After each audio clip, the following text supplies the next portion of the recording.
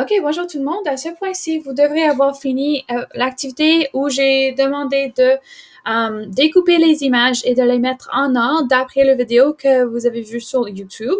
Une vidéo qui n'était pas moi, mais quelqu'un d'autre en train de vous expliquer la théorie nébuleuse. Alors maintenant, on va faire les réponses ensemble. On va prendre une petite note ensemble pour mieux comprendre qu'est-ce qui est cette théorie nébuleuse. Exactement. Alors ici, voici les réponses aux images. Vous étiez supposé d'avoir une nébuleuse, formation d'un protoétoile, disque protoplanétaire, formation des protoplanètes, la formation des lunes et un système solaire. OK? Alors ça, c'est les étapes décrites dans la théorie nébuleuse. Et l'idée ici, c'est que tous nos systèmes solaires sont le résultat des supernovas des étoiles anciennes. Alors ici, on parle au début, la première étape, c'est qu'on a une nébuleuse. Et une nébuleuse, c'est un nuage de poussière et de gaz qui vient d'un supernova d'une autre étoile. Alors, quand que les étoiles meurent, ils vont avoir l'expérience de s'effondrer sur lui-même. Alors, they will collapse upon themselves et ils vont projeter la poussière et la gaz vers l'espace. OK? Et ça, c'est ce qui nous donne la nébuleuse. Ensuite, à un moment donné, on va avoir une autre étoile qui va proche de la nébuleuse, qui est maintenant en forme de gaz et de poussière. On va avoir une autre étoile qui est assez proche, qui va avoir sa propre supernova. Et quand une étoile meurt, c'est extrêmement puissant. Alors, ce qui va arriver, c'est que la nébuleuse va expériencer une onde de choc qui va déclencher toutes les autres étapes. Alors, la formation d'une protoétoile, ça c'est la première étape. Alors, quand que l'autre supernova envoie essentiellement un onde de choc vers notre nébuleuse, ce qui va arriver, c'est que ça va aider certains gaz à se rassembler pour former le début d'une étoile. Après qu'on a ce début d'étoile et le mouvement causé par l'onde de choc, l'étoile, ça va avoir une force gravitationnelle, ce qui va attirer les autres gaz vers le centre. Et alors, on va avoir cette force gravitationnelle et une force de mouvement circulaire qui va garder toute cette poussière et gaz autour de le protoétoile. Ensuite, ce qui va arriver, c'est que si vous pouvez imaginer quelque chose où il y avait beaucoup d'objets, de gaz, okay, des petites particules de roche qui sont en mouvement circulaire, éventuellement, on va avoir des choses qui vont entrer en collision. Quand que ça arrive, essentiellement, c'est le début des planètes. Alors, on commence à avoir les rassemblements de roches et de gaz qui vont éventuellement mener à des planètes. Quand que les planètes sont plus ou moins formées, tu as encore des particules qui sont autour de cette étoile dans la même orbite, si vous voulez, de l'étoile dans la même orbite que les planètes. Et ça peut aussi, ces particules qui sont plus petites, okay? Les ensembles de roches qui sont plus petits peuvent frapper les planètes. Et quand que ça arrive, ça peut mener à des parties de la planète qui va séparer de la planète même. Si ces parties, okay, les roches qui étaient à un temps parties de la planète, si cet ensemble de roches n'est pas capable, ou bien de gaz, n'est pas capable de s'échapper la force gravitationnelle de la planète d'origine, ça va éventuellement devenir une lune. Okay? Alors ça, c'est où on a la formation des lunes. Quand que tous est plus ou moins stable quand on a plus de choses qui frappent d'autres choses, grosso modo. On a un système solaire stable. Okay? Et ça, c'est la théorie nébuleuse. Alors, si on va prendre ça en note pour que ça soit dans les notes de tout le monde, voici l'essentiel de la théorie nébuleuse. Alors, la théorie nébuleuse affirme que le système solaire a commencé comme un énorme nuage de poussière et de gaz. Okay? Alors, ça affirme que le système solaire, et bien tout système solaire, a commencé comme un énorme nuage de poussière et de gaz.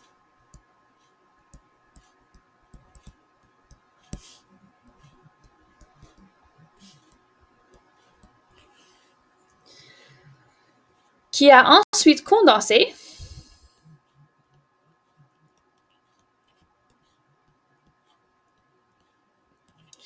pour former le Soleil et les planètes. Ça, c'est l'essentiel okay, de la théorie nébuleuse. La deuxième, énumérer les 6 étapes de la théorie nébuleuse de début à la fin. Moi, je ne vais pas faire ça parce que vous avez les réponses sur la première page. Alors, vous allez simplement écrire toutes les étapes. 1, c'est la nébuleuse et 6, c'est le système solaire. Et tu vas les écrire en ordre pour répondre à cette question.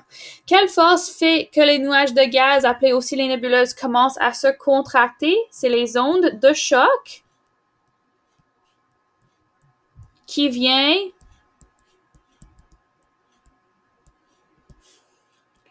d'une explosion de supernova à proximité. Ça veut dire proche. Lorsque la nébuleuse commence à rétrécir et à filier, que commence-t-elle à faire d'autre? Okay? Ça commence également à s'éplatir.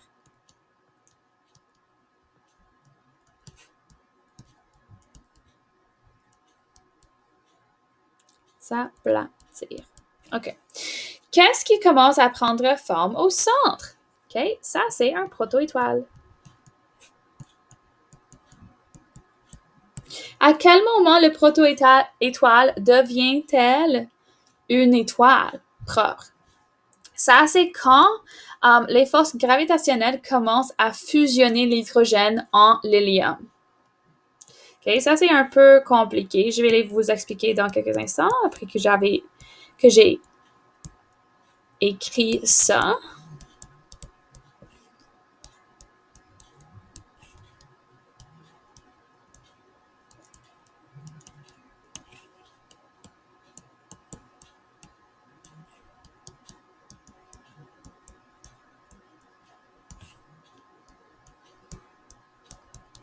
OK.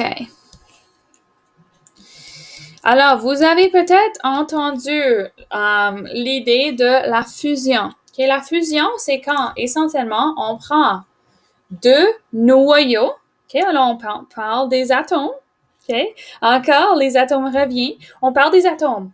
Et on a deux atomes, les deux noyaux de différents atomes vont essentiellement être mis ensemble, you smush them together, okay? Et ça, c'est ce qui va faire que l'hydrogène, okay? Alors, pense à vos diagrammes de Bohr-Rutherford, okay? L'hydrogène, c'est un proton et un électron.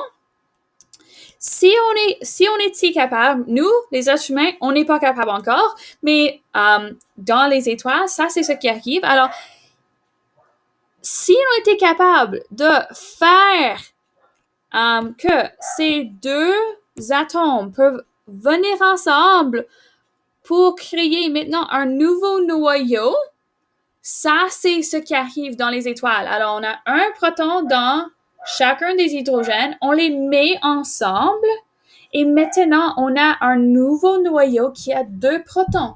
Et ça veut dire qu'on a l'hélium. Et ça, c'est ce qui arrive. Et ça, c'est ce qui... Quand que ça arrive, ça, c'est le point à laquelle on dit qu'un proto-étoile est devenu une étoile. Que commence à former le plus gros amas, je sais pas qu'est-ce que c'est ça, ok? Qu'est-ce qui arrive en entourant le proto-étoile? Ok, ça c'est l'idée des protoplanètes. Alors, qu'est-ce qui arrive après qu'on a un proto-étoile? Les protoplanètes. Je ne sais pas qu'est-ce qui est arrivé à cette question, je m'excuse. En quoi les protoplanètes internes diffèrent-elles des protoplanètes externes et pourquoi? OK. Alors, les protoplanètes internes ou intérieures sont, parce qu'ils sont si proches à l'étoile et l'étoile est si chaude, ça va ébouillir les gaz. Alors, ce qui reste sont les roches. Tandis que les protoplanètes extérieures sont assez loin de l'étoile pour que les gaz sont encore, ça fait encore partie de la planète. OK? Alors, intérieur,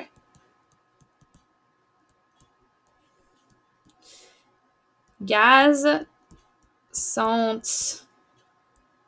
bouillis par l'étoile.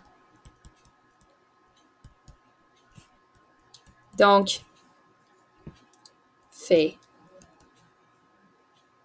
sont faits de roches.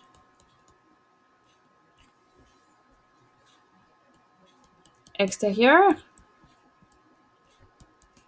loin de l'étoile, contient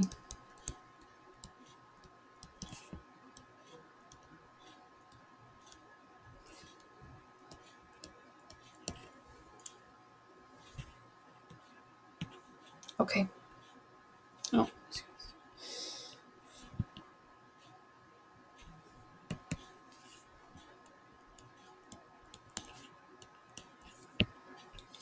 Comment la théorie nébuleuse explique-t-elle pourquoi Pluton est si différent des autres planètes? OK.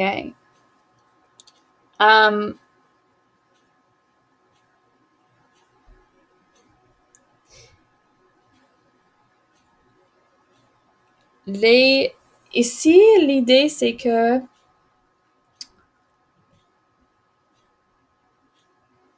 le Pluton, OK? Le Pluton ce n'est plus considéré comme une planète. Et c'est à cause du fait que ça ne suit pas les règles décrites en 9. Alors, probablement, au lieu d'être une planète, c'est peut-être une lune de Neptune qui a été, d'une façon ou d'une autre, détachée ou bien ça a sorti de la force gravitationnelle de Neptune et c'est maintenant genre seul. Mais ce n'est pas considéré comme une planète parce que il a plus de caractéristiques d'une lune que d'une planète externe. OK?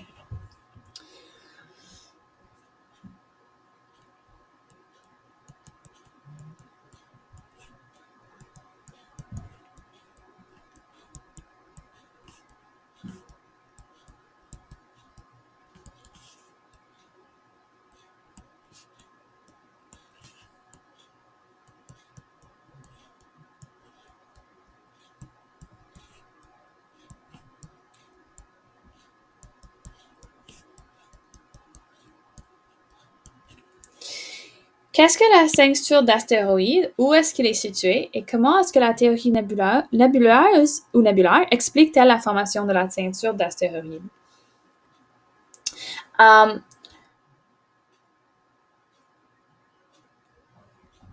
la ceinture des astéroïdes, c'est quelque chose, c'est un ensemble, une bande, ceinture d'astéroïdes qui est entre Mars et le Jupiter. Comment est-ce que la théorie nébulaire explique ça? La formation de ça, c'est que on a ces objets, on a essentiellement des restes de la nébuleuse, de la disque protoplanétaire. Alors, c'est juste qu'on a encore de la roche qui n'est jamais devenue une planète.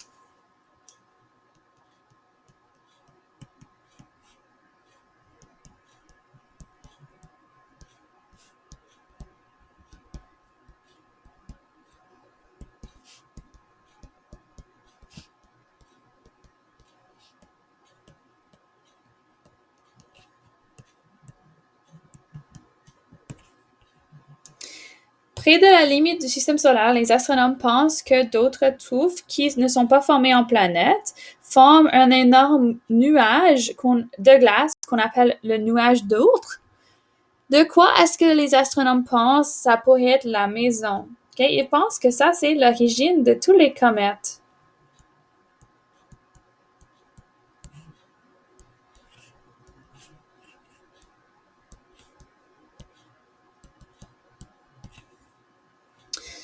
OK. Utilise la page 381 du texte pour retracer en ordre chronologique et sous forme de diagramme les cycles de vie de 3 différents types d'étoiles. Alors, si vous allez sur la page 381, tu vas voir, il y a un tableau qui est assez simple à comprendre. OK? Alors, moi, je ne vais pas beaucoup expliquer les différentes étapes, mais je vais vous donner les étapes. Mais ça vaut la peine vraiment d'aller lire cette page-là. OK, alors si on parle de une étoile qui a la même masse que notre Soleil. OK, notre Soleil est une étoile assez petite, genre moyenne. OK, c'est comme moyenne petit.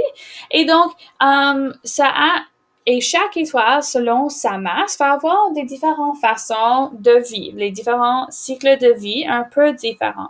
OK, alors, même chose, c'est que ça va être toutes les étoiles vont se former d'après les nébuleuses. OK, c'est juste la quantité. Alors, notre étoile, ça se forme d'après une petite ou moyenne portion de la nébuleuse.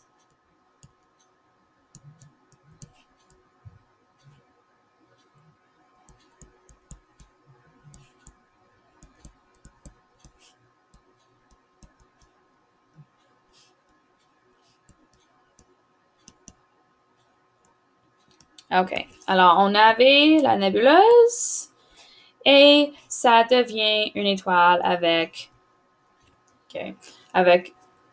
une certaine quantité de nébuleuses qui reste et qui va devenir éventuellement un disque protoplanétaire, etc., etc. OK. Alors, ça va produire de l'énergie par fusion pour une très longtemps. OK? Alors, ça va dans la vie active ou bien la séquence principale. OK? Ça, c'est naissance. Séquence principale. OK? Ça dit fusion, qui est pour nous énergie et chaleur, pour un assez longtemps. Ensuite, ça va passer à l'âge avancé. Dans l'âge avancé, ça va épuiser l'hydrogène. Okay? Alors, n'oublie pas que ce qu'on avait discuté au sujet de comment est-ce qu'on sait qu'une proto-étoile devient une étoile, c'est quand que ça commence à fusionner l'hydrogène, mais c'est pas que cette étoile a une quantité illimitée d'hydrogène. Éventuellement, l'hydrogène va en avoir plus, il va en avoir plus d'hydrogène. Donc, ça, c'est l'épuisement d'hydrogène. Okay, ça commence à l'épuiser l'hydrogène, et ça devient une géante rouge.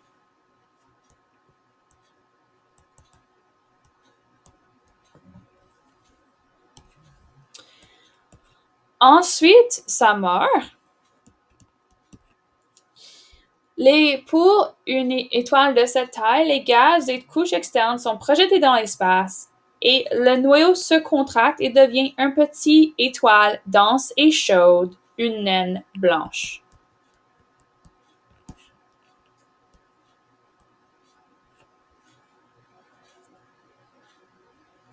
Éventuellement, la naine blanche va devenir froid, ok, ça va refroidir et ça va devenir plus sombre. OK. Maintenant, si on parle des étoiles de grande masse, OK, alors on a la naissance, même chose, ça se fait d'après une nébuleuse, mais ça va utiliser une plus grande quantité, OK? Une assez grande portion de la nébuleuse va devenir une étoile.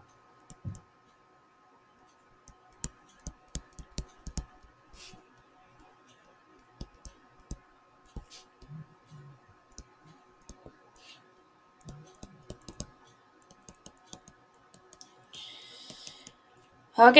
Ensuite, même chose, on a la phase de séquence principale.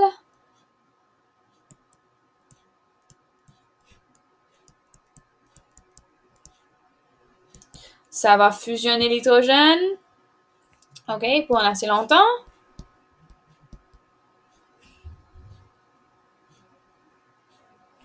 Mais ça va pas être capable de faire de la fusion pour aussi de temps qu'une étoile qui est plus petite. OK, âge avancé.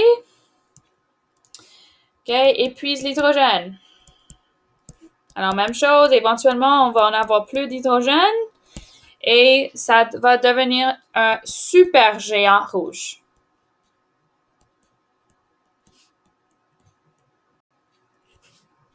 Alors ici, je vais dire que ça va avoir plutôt une couleur bleue, ok? C'est très très chaud, tandis que ça c'est plutôt genre jaune. Okay? Juste en termes de chaleur. Okay? Alors les étoiles qui sont plus grandes vont avoir plus de chaleur et vont apparaître un peu bleues. Ensuite, on va avoir le supergéant rouge. Pour le mort, le noyau va s'effondrer sur lui-même et les couches externes vont être projetées dans un supernova. Okay, alors le noyau s'effondre.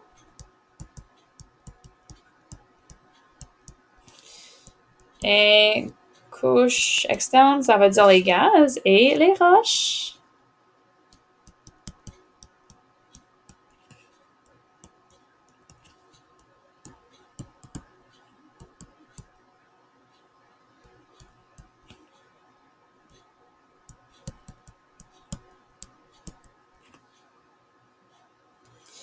Et ça va former une étoile à neurones. Un neutron, excuse. Neutron. OK. Et toutes les couches externes qui sont projetées dans l'espace vont être recyclées dans une nébuleuse. OK, finalement, pour une étoile de très grande masse, c'est exactement la même qu'une étoile de grande masse, okay? Sauf ça va utiliser une très grande quantité de la nébuleuse. Et quand que ça meurt, okay, alors même chose, ça devient un super géant rouge. Quand que ça meurt, ça s'effondre et puis les couches externes sont projetées dans l'espace. Mais ça, c'est après qu'on a cette supernova, la matière du noyau de cette étoile, au lieu de devenir une étoile à neutrons, okay, ça c'est le noyau, au lieu de devenir une étoile à neutrons, cette étoile, ça va devenir un trou noir.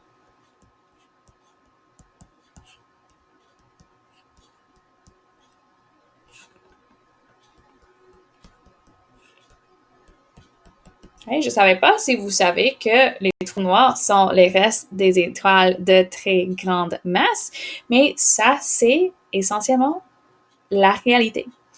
Alors, je suggère fortement que vous allez à la page de 381 et vous regardez les images. Je pense que ça va vous aider à comprendre. Mais ça, c'est tout. OK? Alors, ça, c'est la seule leçon qu'on va avoir pour notre espace et j'ai hâte de te voir pour l'électricité. Au revoir.